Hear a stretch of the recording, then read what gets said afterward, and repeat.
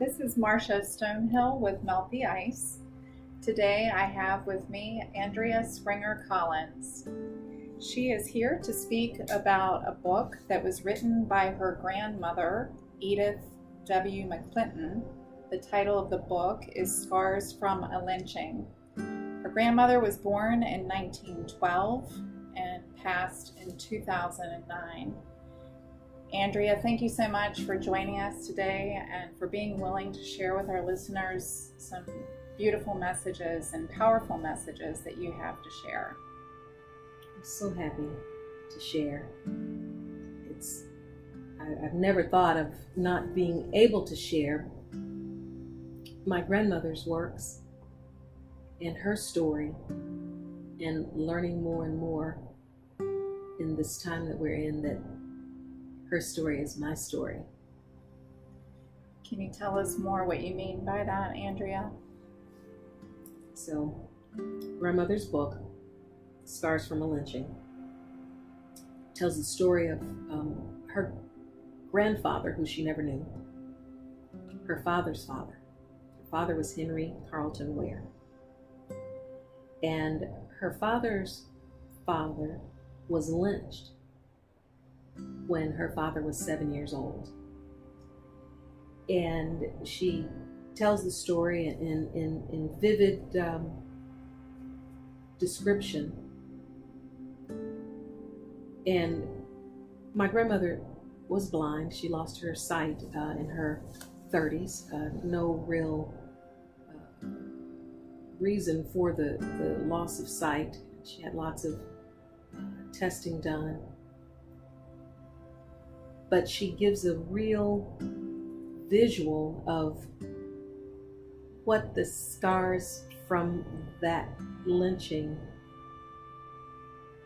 have done throughout the generations of her family, and how the scars have manifested, and I call it a generational heaviness in my family from these scars. And while I'm wanting to retell my grandmother's story and share her story in works and poems, I realize I can't tell her story without telling my story. Absolutely. And this is why it is so relevant that we must keep talking.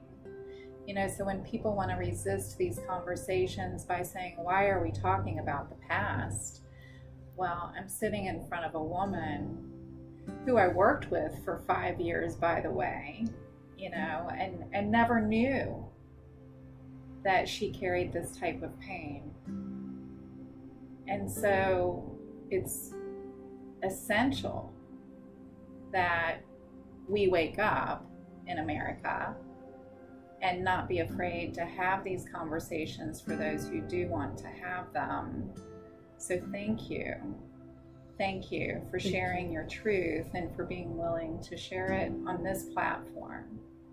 Thank you. I view it as a healing of sorts, so that we can, my family, my children, and those to come can be healed by those scars, from the scars, and stop carrying around the depth of grief from what occurred. Yes. Can you tell us more? You're talking about the generational impact, and can you speak more specifically into that? Or well, I'm gonna read my grandmother's poem, "How Long Will Your Spirit Dance?" because I think that this speaks to what she feels and felt that I feel, because I am a descendant of hers.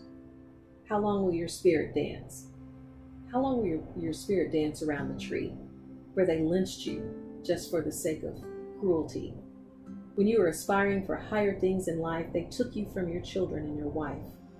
How long will your children dance around the tree, which holds in its branches what you want it to be? A black man studying to be a doctor then, to care for bodies and help lift minds of men. How long will your spirit dance around the tree where leaves seem to say, listen, listen, listen to me, while violent winds blow and shamefully cry, as long as it takes for hatred and injustice to die? How long will your spirit dance around the tree?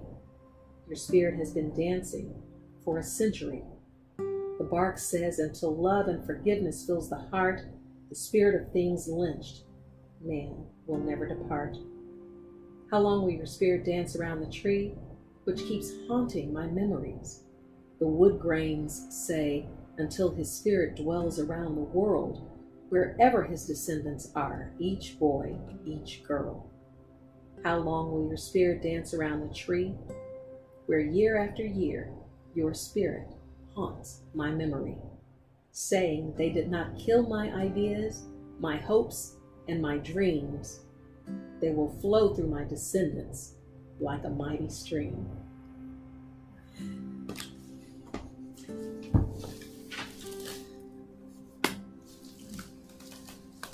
Let's just take a minute here. This is very emotional. So when I read that, it is a spirit, yes, that is in all of us. And I think the metaphor of the spirit dancing around the tree is symbolic of the, horrific reality of something being so close to you, something, how far removed is that from you? That was her grandfather, her father, my grandmother.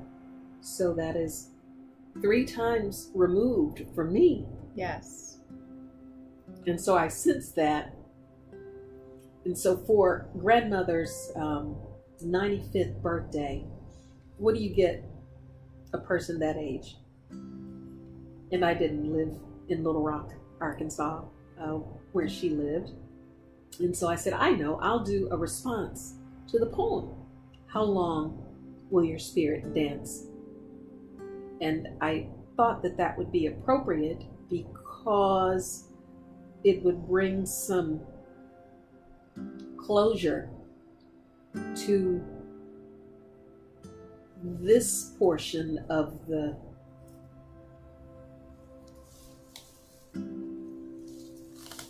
her story. You think in terms of generational sin, and I thought in terms of generational grief that pervaded my family. There was a heaviness, yes, of spirit. And so yes, in the poem, in the response to Grand's poem, I said, thoughts and words are your written record for all to see. Yours is the spirit that will dance around the tree. Your vision, our history, our legacy is the spirit that dances around the tree. Gifts of the present reflect prayers more than a century past. God's love, Christ's salvation are the only treasures that will last. Descendants long gone in our mind's eye we see are the spirits you revived that dance around the tree. The roots, the branches, the leaves of a season, our lives, our purpose, in His will we reason. God's grace and blessings, His humble mercy reflects that your spirit dances around the tree. Though your eyes are sightless, beauty, goodness, and God's love in others is what you see. The fruit of your gentle spirit is what dances around the tree. Time waits in motion as our plights evolve. We give testimony to lessons learned and problems solved. Wisdom's reward is more than you e'er supposed would be. Healing is the essence of your spirit in us that forever dances around the tree. Love, Andrea. I read it to her and vowed that I would make this response a part of her work as I revise Scars from a Lynching. And so it is out of print. I have a few more copies left, but I realized I have to share. Yes. I have to share. Yes. If I don't share, then I do a disservice to myself and my family. Yes. Moving forward. And one thing about grandmother is she was a writer, obviously, poet, musician, teacher. She was so many things. She was the first blind woman to graduate from Philander Smith College in 1954. Wow. She's traveled the world, and anything that she set her mind to got done. And the things she would have faced at those times when she was traveling would have been dangerous, potentially dangerous and horrifying. I could only imagine. My mother was her travel companion. Okay. Most places. She went to the Holy Land. She's been everywhere, and she visited me in Maryland in 2002. So that was her last voyage, if you will. But I really just want to emphasize that everyone has a story. And, for so long, I thought, who wants to hear my story? Nobody wants to hear my story. My story is, it's not significant. It's not relevant. So I'll just, keep living and, share when I'm asked to share, but it's nothing that I have ever been compelled to offer up. Right. Other than maybe Black History Month at the church. Okay. And just as a to share, the life of a historian. My grandmother, I'd share around that time. But I think where we are right now is it's incumbent upon people to share their story. Yes. However, in whatever way it is relevant. And one thing my grandmother was adamant about is write it down.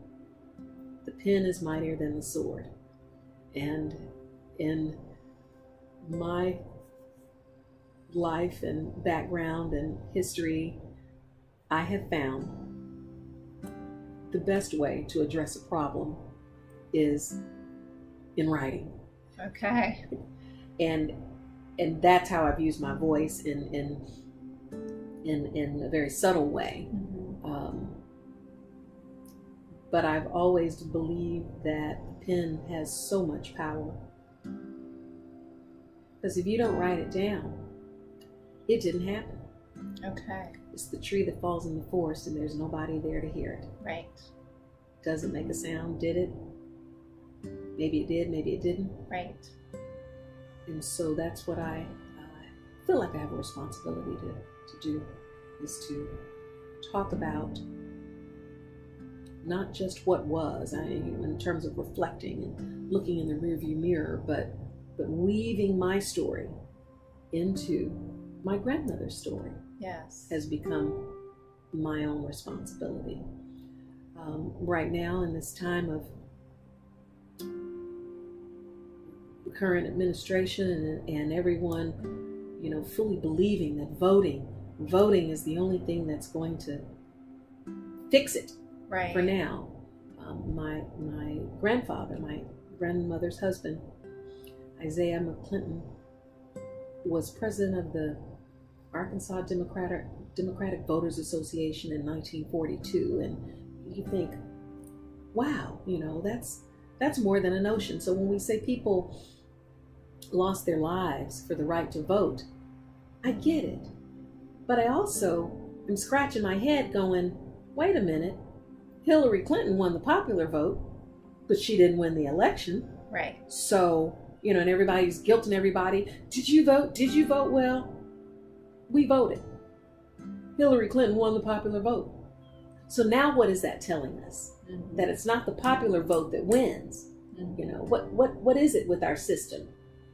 Right. So going back to system. Yeah, what is it with our system? And so, you have some people these days younger people who believe their vote's not going to make a difference because the popular vote doesn't count, or it didn't count in the last couple of elections. And so why would I vote if it's really not going to make a difference? And so I find myself apprehensive and skeptical because the system is not designed for the popular vote to count. And I think it's a misnomer that voting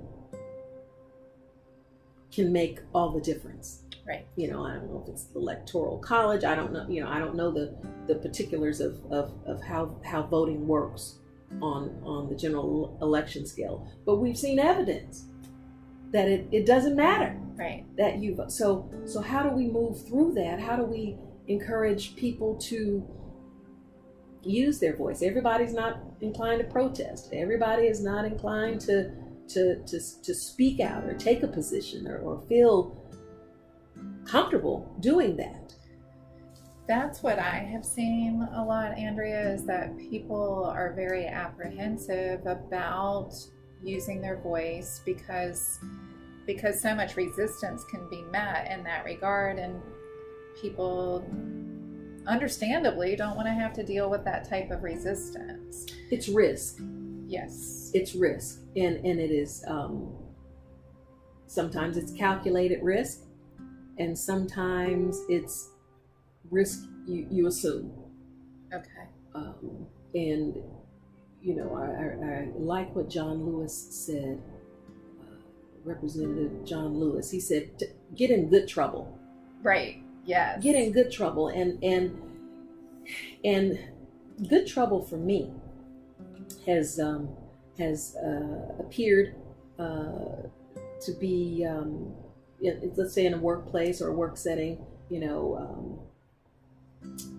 contentious maybe, for addressing, a concern that could go unaddressed, but having the voice to say, this is my impression, I'm not sure what is acceptable or unacceptable, or acceptable for some, but not acceptable for others. And realizing that you may be tagged or flagged or marked, as a troublemaker or problematic. Yes. When you address a matter, no matter how professionally you may address it, no matter how appropriately the channels you use to address it, and so who wants to be considered problematic? Right. Of course. Or contentious or combative or disagreeable. Just go along to get along is kind of.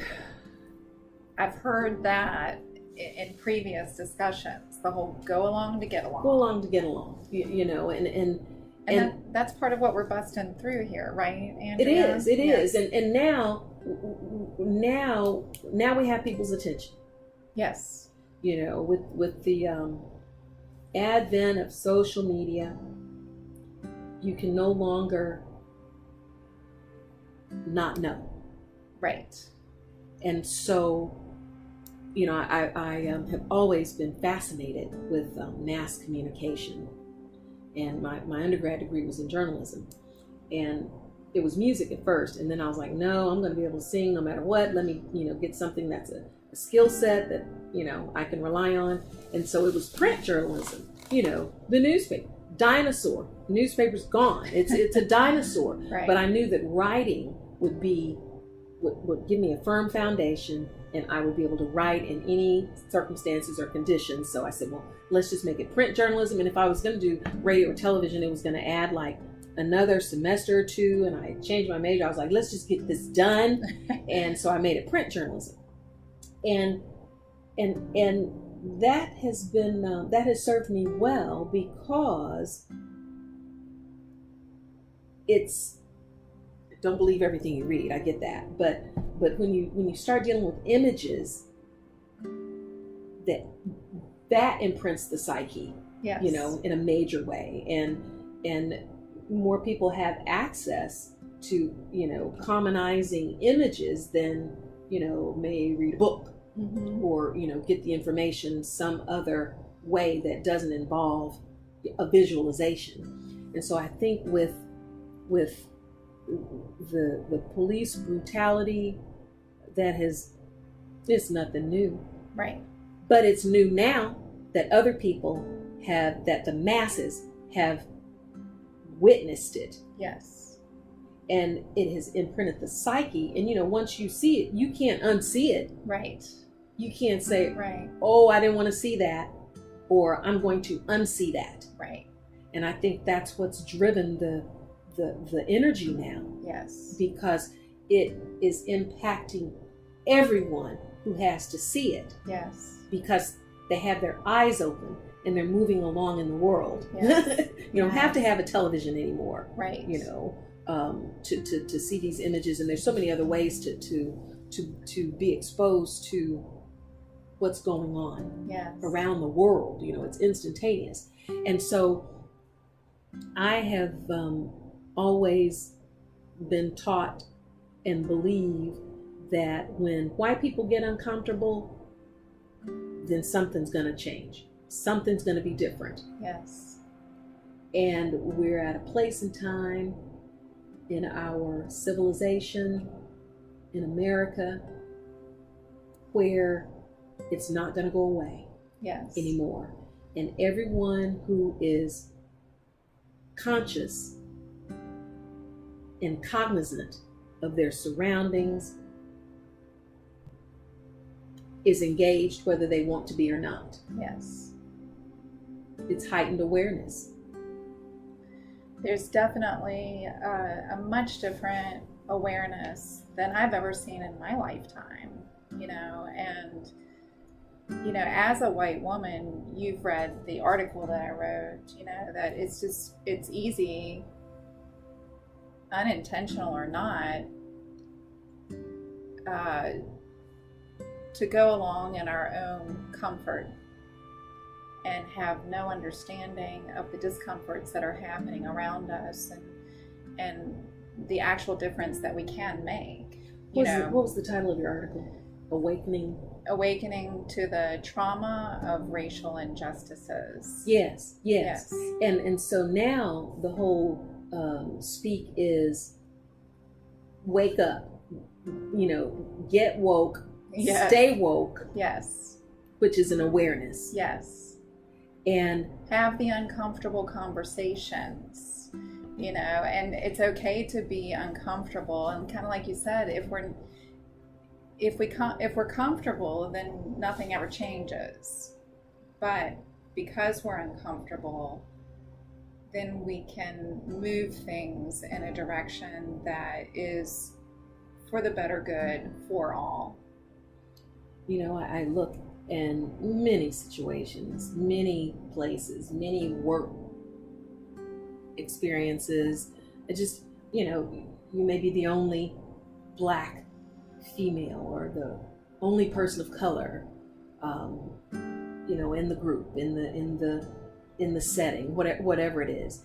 And so to know that by 2035 or whatever the date on the calendar is, that white people will no longer be in the majority in the United States of America, I think is a frightening thought for many people, because where whites have always been in the majority, now or at some point they will no longer be, unless they are intentional and deliberate about, staying in circles where there are only white people. Right. I think that is very disconcerting for the masses. I mean, what white person will be comfortable being the only white person in a room, right, or in a place? Right. It's fear. Right. There's definitely a lot of fear. What am I afraid, or have I ever felt fear when I have been the only black in a place? No, I haven't ever felt unsafe or afraid. Right. But I'll tell you, I've had anxiety before, being somewhere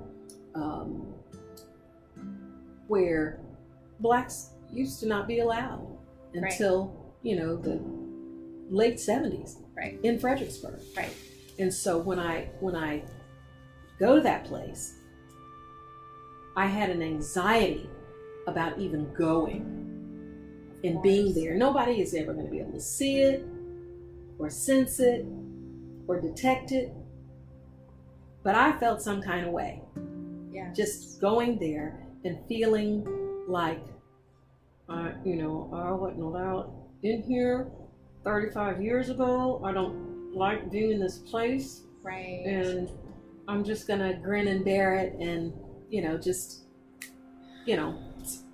socialize and just be okay.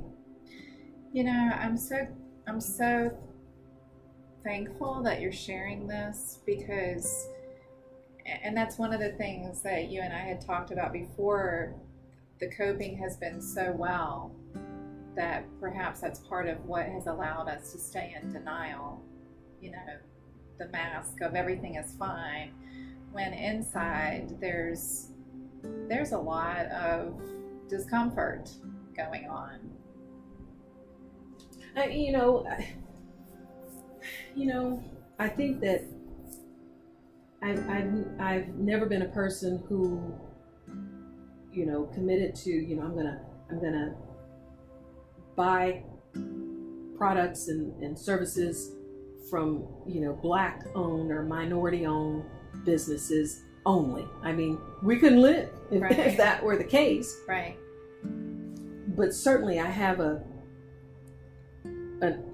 affinity for, and am more inclined to, do business with a diverse group or people. And I don't know, have you ever been to a place and the people just were not nice, right? And then you just decide, I don't want to do business here because I get to choose how I'm treated, and I don't want what I want so badly that I'm gonna go here and get it. Absolutely. I'm gonna do without it. But I think, as you said, it is something that it's survival. Yes. And everyone has to survive and decide how they are comfortable doing so. Absolutely. But I think part of what I want to see for people is that everybody feels comfortable enough, or a new confidence to use their voice, and to not feel like they have to pretend that they're comfortable when they're not comfortable, or just to be able to confront situations when it's safe to do so. And I know that can't always. And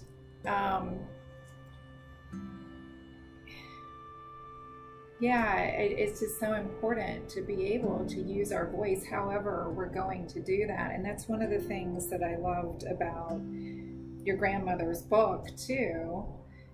So people have been screaming for centuries about using our voices, right? And using them for the better, for the good of all, for the greater good, however you want to say these things, and to be able to, Andrea, if you have a problem with something I've said, being able to come to me and talk to me about that, and being able to have a cordial conversation about that. And that's something that seems really difficult for people to accomplish Yet that's so important just inside family systems, any family, anywhere, you know.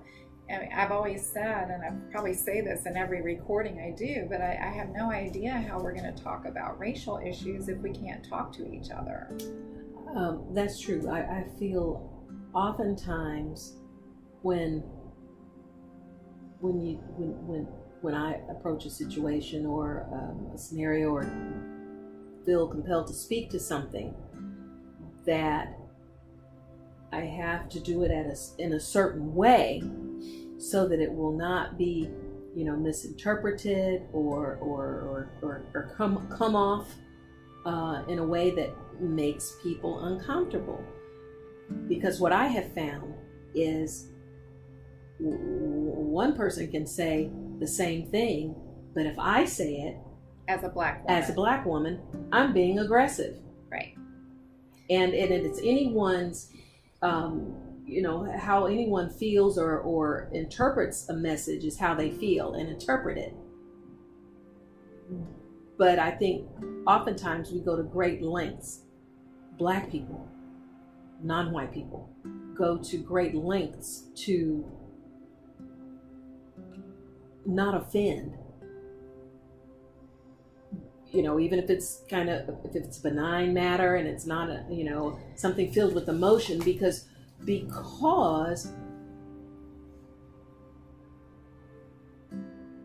I think my husband has said it best when oftentimes the oppressed can become the oppressor. You know, when the shoe is on the other foot, right? I think that, you know, there's sometimes a fear that that person, that oppression can now take the form of the oppressor, right? And so in situations where there may be a need or desire to address something or comment or whatever the case might be, you know, I don't know what it's going to take to move beyond being careful. You know, I'm just sitting here thinking, what a terrible way to have to live. And, you know, is that just another defense mechanism that people use? Because in general, people are often very uncomfortable, like I was saying earlier, even inside family systems. If people don't want to talk about something, there's some sort of an unconscious way to shut the other person down. Even if it's, oh, you're being mean, or you're being aggressive, or are we talking about this again, you know, or whatever it might be. Or feeling attacked. Right. I'm feeling attacked. Stop attacking me. Yeah, you're hurting me, whatever. You're scaring me, right? That might be what, and so, again, this is part of what we're overcoming, you know, is being able to continue to use your voice. As I'm listening to you say how careful you feel like you have to be, you know, again, what a terrible situation to be in. I know you, Andrea. I know that you're not going to be attacking people, and, you know, I've listened to the way you address people in situations. It's beautiful. And to think that you have to take how much energy you must spend on trying to figure out how you are going to address a situation because of how the patterns that have been created throughout the centuries, the decades, from generation to generation, you know, of how Black people have been treated, of how Black people had to be submissive to white people, or it could turn into a lynching, or, you know, or it can turn into getting written up on their job, or turn into reprimands and job losses and not having access to things. The list goes on and on and on. And I know that fear of getting written up at work or losing a job is still very present. And that's not okay. No, it's not okay. It's not okay. But I think, again, you know, people are people I work with are beginning to feel more empowered. Excellent. But it takes time. It's been a process. It's been a process. it's been a process, because once you have been disempowered, Yes. you know, to say, you know, it's okay to express yourself, to share your thoughts, to, you know, give feedback and input, it's okay. And as a matter of fact, it may be, especially if it's beneficial to the situation. Not if it is beneficial to the situation. It's valuable, it's important, it's necessary. You know, these voices must be heard. If we really, you know, we throw these terms around like unity and inclusiveness and diversity and equity, and, you know, so the voice is valuable, must be heard, right? Must be heard. I remember a time when an individual that I worked with didn't want a person of Middle Eastern descent to be around them because they were afraid of people of Middle Eastern descent. Right. Period. They said, I'm afraid of these people. I'm fearful. I do not trust them. I am scared and uncomfortable, and I do not want one of them around me. Right. What do you do with that? What do you do with that? You confront it. Well, what did you do? And before you go there, maybe we go into a more general point instead of putting you on the spot with that. But here it goes again. So it's not just Black people; it's people that are non-white. Yes. It's people that are non-Christian. It's people that are not heterosexual. You know, the list goes on and on. If you don't fit inside of a very particular mold, then suddenly, for no rational reason except for overgeneralization, you know, people are judged. You know, I'm gonna look at it this way. And in that situation, I simply, you know, acknowledged the fear. I said, let me get this right. You're afraid. You know, you're distrustful. You know, I don't know if it's xenophobia. I don't know what it is. You know, but I believe that you feel this way, and I'm so sorry that, you know, that you feel this way about people, period. Right. Particularly where there's no risk that is presenting. So, you know, I was sympathetic and as best I could be. But then I had to kind of give the feedback to a couple of other individuals as to the reason that you know, they were unwelcome. And they just kind of, they're not from this country. So they didn't understand it because they're not from this country. So it was baffling. It was baffling. They're like, you know. It is baffling. Yeah, Andrea, it is baffling. They were just baffled. They were like, well, how can is there anything I can do? Is it, I was like, you know, unfortunately, in this situation, there's nothing I know you can do. Except that is blatant. Yeah. I mean, but they're just scratching their heads going, just not understanding the maybe the stereotype or whatever it was. And so this person's coming from a human perspective going, I don't even understand what you're telling me or why, how that can be the case. And that was pretty tough. I didn't really know how else to, you know, other than to be apologetic. And it sounds like this has been a while ago. Yeah, that was a while ago.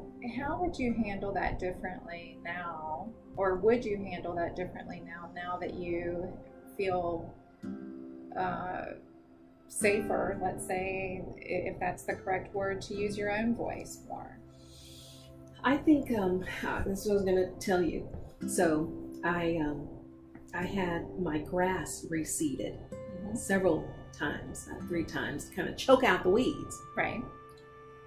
And the concept is, you know, when you get more seed, then the weeds will, become less and less. And so you're going to choke out the weeds with the seed. And so I now I see it as kind of reseeding, kind of, that kind of thinking, that kind of fearful mind eventually is going to get choked out. The fearful mind is. The person in an environment where that is, where the fear is pervasive and known and common, I think where we are now, that's going to get choked out. It's not if, it's when. Yes. And so trusting that it's not going to be able to sustain, outwardly, when it's so blatant, it's not going to be able to sustain. Amen. Yes. And so how it looks, evolving to the place where it goes away. Yes.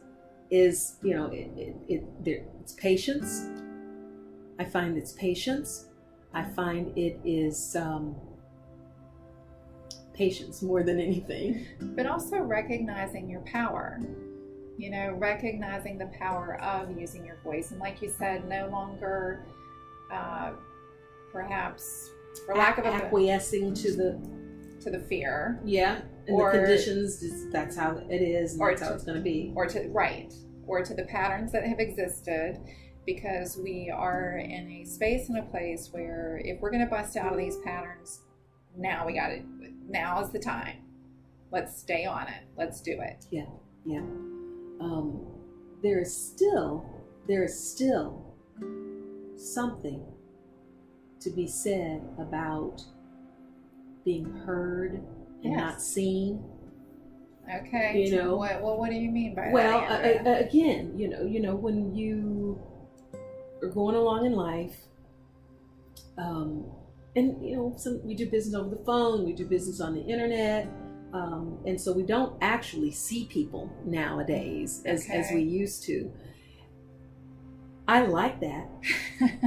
I like that because we already know that whatever is built into any individual can shift once somebody sees you or sees your face. I see what you're saying. Okay.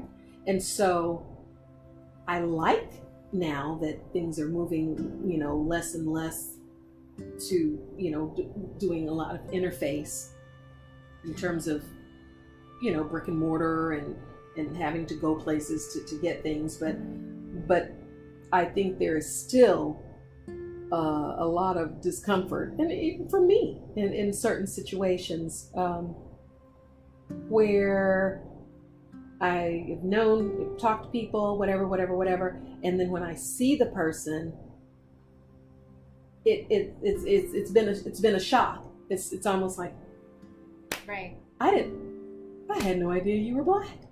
It's like, okay. Have people literally said that? Oh yeah, but again, it's a different line of work. I was doing some audio, some studio work one time, and the guy left the material up at the front for me to sample. So I came and picked it up. I didn't see him. And so then when I came back, he was showing me around the place. And then he says, I got to tell you, I didn't know you were black. If I'd known you were black, I would have given you some other material to study, because it was singing. And so he needed a certain sound that he was looking for.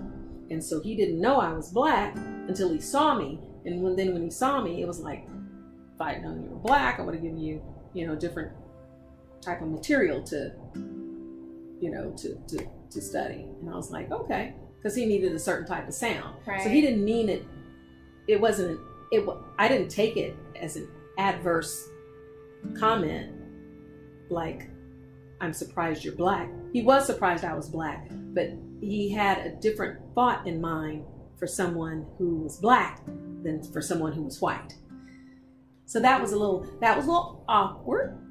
Naturally. And this is what we're talking about. This is an example of implicit bias, right? Yeah. That's a little awkward. It's extremely, and this is where we do have to be more accountable and, intentional or not intentional is not the point. The point is that we're learning and that we're growing, and that it's not about being politically correct. It's about looking at how we've been indoctrinated and the things that we say and do on a daily basis that are feeding into disrespectful attitudes toward another human being, and just the ability to confront that. How about you work with people, or people that related to your work, and then outside of a work context, you may recognize the person out, and they may or may not recognize you. I mean, me anyway, if I change my hair and change clothes and get in a different context, if you don't know me, you won't know me. Okay. But when you know the person in a certain context, but then outside of that context, the white person doesn't acknowledge you, they don't even know you, And I've heard of that happening often, mm-hmm. very often. Mm-hmm. Mm-hmm. Another one of those that's baffling strange. things. It's strange. I mean, and you don't go and say, "Oh, hey, you know me." What? Are you really not? I mean, because I don't want to embarrass someone or make them feel uncomfortable in public. But it's like, there we go again, right? Protecting their feelings. Yeah, and it's like, but let's acknowledge for a minute here just how that just doesn't. Feel good. What do you do with that? What do you do with that? That can't feel good. What do you do with that? Can we acknowledge that? Yeah. What do you do with that? Just rudeness from other people or whatever. Well, they're just they don't see you. Right. They don't see you. You're not in the context that they know you. They don't see you in this context, and so. Yeah. What do you do with that? What do you do with that? I don't know. Well, I think that, again, people have to live with themselves. Correct. And the more awareness that people have, and awareness that is raised, those people they're gonna get choked out, and they're gonna close in, and their circle's gonna get very tight. Or I would hope that they could grow. We'd hope. We would hope. We would hope, but we know not everybody will. We know not everyone will. That's right. And it's okay. It's okay. Yeah. But I got to tell you, information is so available now. Yes, it is. And if people want to grow and do better and be better, it's a choice. Amen to that. And it's so, I can't imagine not wanting to learn and grow, not wanting to understand somebody else's perspective. Why would a human being tell another human being, no, it's not that way, right? I mean, when you think about that, that's almost just downright obnoxious. Well, right? I've had situations where, in work situations, where people say, oh, well, I didn't mean it like that. Well, you didn't mean it like that until I received it like that. So now that I received it that way, how else can you mean it, or how can you express that differently? Because the way that you didn't mean it is exactly the way that I received it. So right, and seeking to understand instead, and that's where I would say, if there would be anything I could take away in this world, it would be to take away the defensiveness, right? So being able to say in that type of a scenario, like you said, how can you say it differently? And apologizing. I hope that. I think a lot of people don't hear themselves. They don't hear themselves. It's true.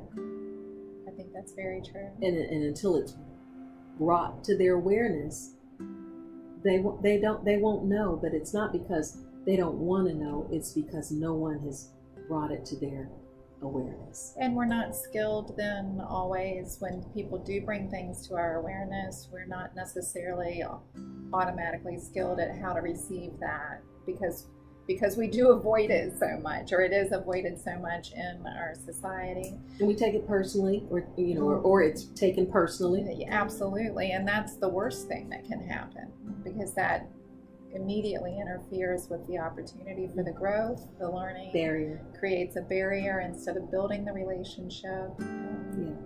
Yeah. It's a wonderful time we're in now, because there's no way that anybody who is aware, and I mean aware as in not in a coma, not unconscious. So if you're awake, you should be aware. You're coming higher. Yes. You're coming higher, or you're gonna close in. Right. And yes. You're gonna close in, and I think a lot of the explosiveness and the reactivity we see in people is it's so emotional. Yes. It's so emotional, and people can get wound up and wound around a thing. Yes. It's almost to the point of preoccupation, because of the emotion surrounding it. There seems to be so much emotion that it just becomes a distraction from the actual message. I take to humor, because that's the only way that I can feel good about things that are bad, like telling people to vote twice. Right. It's like, really? Right. But then the other end of the spectrum is that angers people. What are you going to do with that? What are you going to do with the anger? It's not going to. You can't take the words back. You can't unspeak it. So what do you do with that negative emotion? It's bad. It's bad. It's unhealthy. And so I go toward humor. I'm looking for the humor. I'm looking for the good, because I promise, when you look for the good, when you hunt it down, and when you earnestly seek it, you'll find it. I know some Black women that would probably say they're tired of hunting for the good. It's there, though. But at the same time, it's there. But I can empathize with what they also are saying, just the fatigue of having to, of wanting life to be a little bit more simple, wanting to be treated like a respectable human being, just wanting their voice to be heard, and not having to get angry before it's heard. Parents will say that about their children sometime, right? Why do you make me say this 3 times before you listen, right? But it's a similar, well, I don't know if it's fair to say that it's similar, but the point is similar.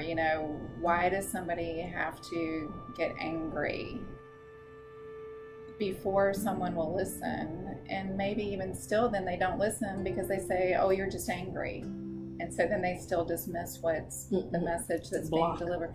So I can really, I can empathize with that. And that comes back to the communication and the skills and the listening skills, the not being defensive. Listen to what this human being in front of you is saying.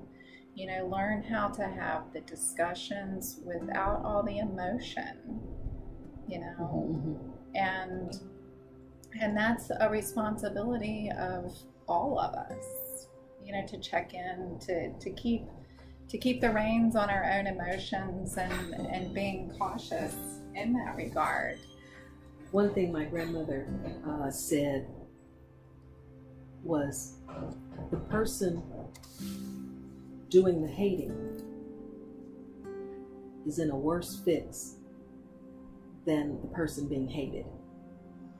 So when you have, people feeling hatred and ill feelings toward individuals, yes, they're in a worse spot because they are doing the hating. I absolutely believe that, but I know for a person to be able to really live that, it takes a lot of confidence. It takes a lot of confidence to really get it, that even though that's being projected onto me, it really has nothing to do with me and it's on them. You know, that takes a lot of confidence, but that is... It does. Yeah. But that's what I think it always comes down to. Well, you know, love's your greatest weapon. Okay. And it is.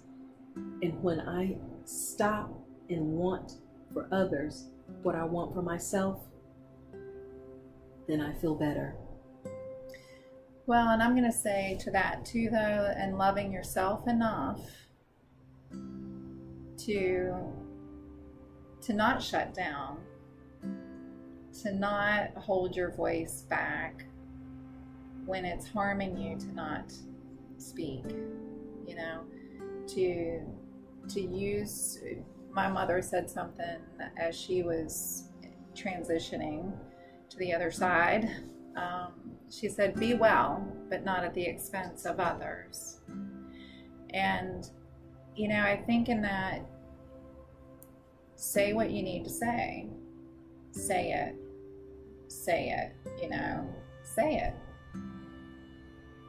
We're in different, this is what's shifting. Mm-hmm.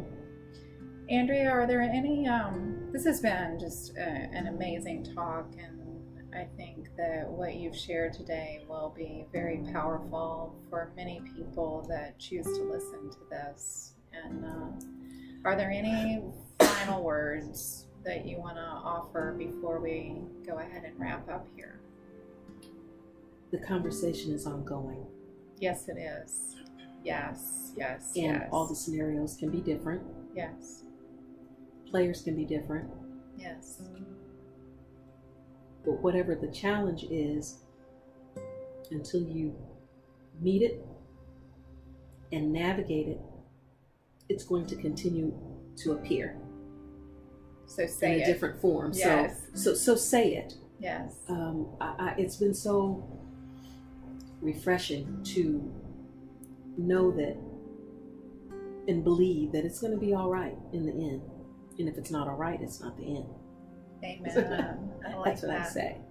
I'm going to share more of my story through my grandmother's story. So I don't want to just tell mine. I don't want to just tell mine. I want to tell hers, and I'll tell mine along with hers. Okay. But I am going to continue to use my voice and not be afraid. Yes. For how it makes people feel, or how it might make people uncomfortable. Right.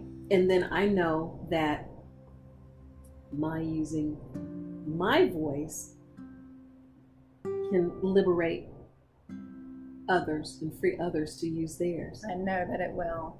I know that it is. Yes. And I have found that in my work, in the current work that I do. And it's always refreshing when you can suggest to someone that they can think a different thought. Yes. Or have a different perspective. Yes. And people who are really open are like, well, I guess I can. Yeah. That's right. Or you can hold on to this old thinking, and however you think that may or may not be serving you. Right. Or you can think a new thought or a different thought. That's right. I think that we all have a responsibility to each other. Yes. In our communication, and in our relationships. Yes. To own what is ours. Yes. And be mindful. Yes. To avoid projecting. Yes. Onto others. Yes.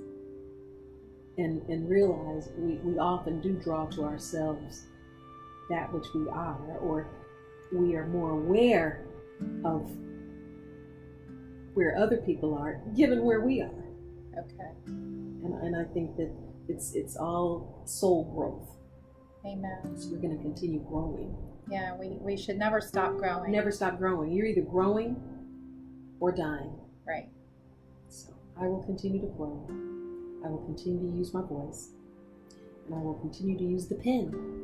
Excellent. In my voice. Amen. I appreciate you. Andrea, I appreciate you, and I thank you so much for everything that you've shared today. And I'm pretty sure we're going to have a part 2 at some point. I see that coming. And I want to just tell our listeners the book, Scars from a Lynching by Edith W. McClinton, will soon be available on Amazon. It will. Okay. It will. Thank you again. Bless you. Thank you.